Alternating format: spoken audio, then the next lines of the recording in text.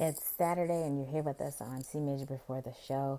Thank you so much for tuning in. It's a beautiful Saturday, like a wonderful day perfect day really, to spend at the beach or doing something fun as we close out our summer time fun, getting ready for school and back to school and all of that.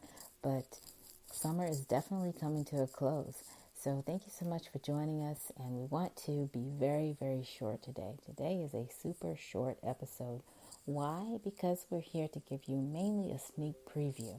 I wanted to do a little bit more prep for our synths and chords episode. So please join us for the next podcast episode. We're going to talk about synths and chords. You hear on CMajor before the show. Give me just one moment. I'll be right back.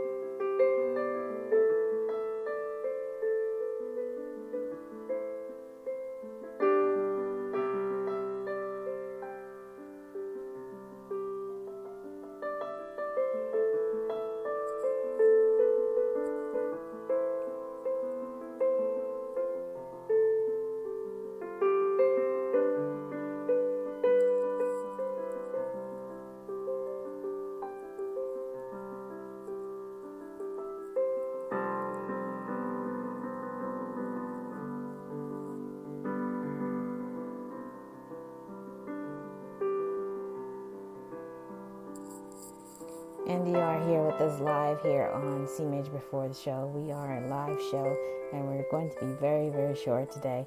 Why? Because I really just wanted to give you a sneak preview so that you will tune in next weekend as we close out the month of August, believe it or not. Next week, it's National Waffle Day. Did you know about that? Maybe you did. Maybe you didn't. I'm not sure. But I'm excited about Waffle Day. How do you play your chords on a keyboard that has a monophonic setup? Do you know that? Because that's very important. So I think what I wanted to do today was just give you a little extra time to study that first. And we're just going to give you a definition of what we mean by monophonic. So if you've never heard that word before, I'm going to bring out my trusty dictionary to explain a little further about what you will take a look at as you're getting prepared for next weekend. And we wanted to have a little extra time to prepare too, because I'm thinking about even bringing a couple of examples of monophonic music playing to the show. So I'm still deciding exactly how I'm going to do that. But if I look at my dictionary, what I see is monody. It's spelled M-O-N-O-D-Y. So as I lower my music here for a moment, occasionally a term for monophonic music or for accompanied solo song in general, but more properly a particular type of accompanied solo song that developed about 1600 in reaction to the polyphonic style of the 16th century, and that is characterized by recitative-like design of the voice part and by thorough bass accompaniment. Some of the earliest examples of true monody were published in, and then they give the name of the publication, which was published around 1601. So if you care to know that much about it, that's a little bit of the history of that. And then if you go further and you look up the word monophonic, it just says music consisting of a single melodic line without additional parts or accompaniment, as opposed to polyphony. We've been talking about choirs and SATB, singing and arrangement. Homophony, for instance. And then you have to go to see texture if you want to know a little bit more beyond that. So what we're hoping to do, what we're aiming to do, is have the discussion over here. But then when you get over to the CMajor radio show, I want to also talk with you about how you would write something like that down. And I was going to share with you a little bit of a personal story. I try not to talk too much about myself here on the podcast. I really do. And so it's just, because I really want to focus on you.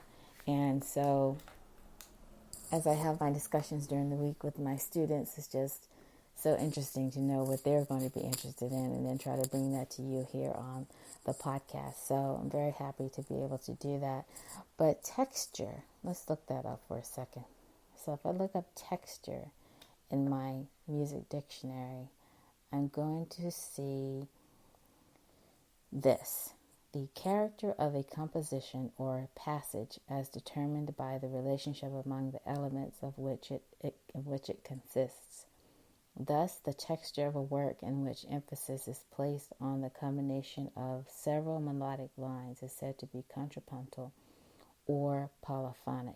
And then you should see counterpoint or polyphony if you have a question on that. So I definitely have a student right now who is focusing on a fugue, and so she really has to be comfortable with polyphony and to really understand it when she hears it. Also for her study and oral exams and getting prepared for an oral exam, and she needs to read, and I mean AURAL, so she really needs to be clear on what she's hearing when she hears it.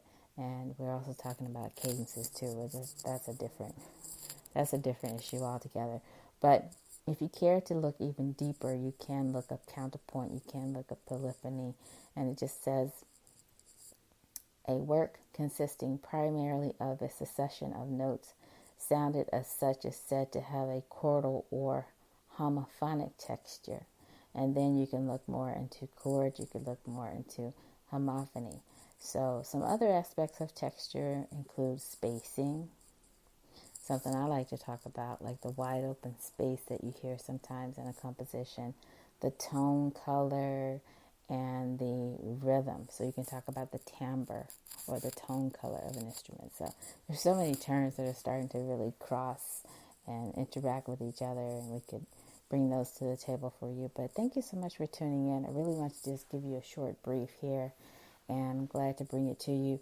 No student shout outs today. It's very short, very sweet. It's pumpkin spice and gingerbread season. Can you believe it already?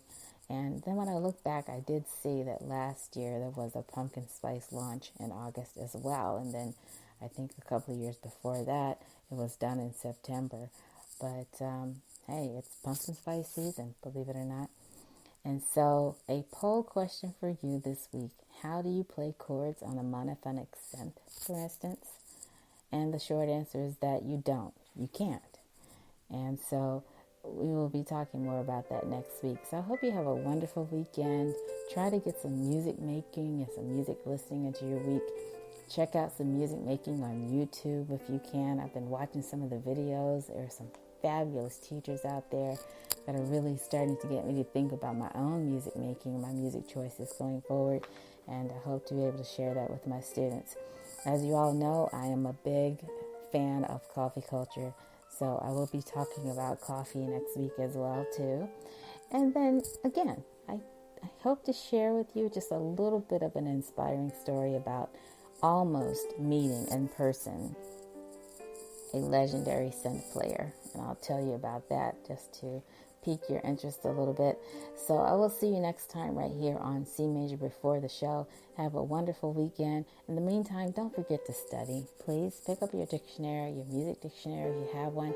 Go to your local store and pick up one, and be very, very clear of what we're going to talk about on the next podcast episode. I'll see you next weekend. Take care.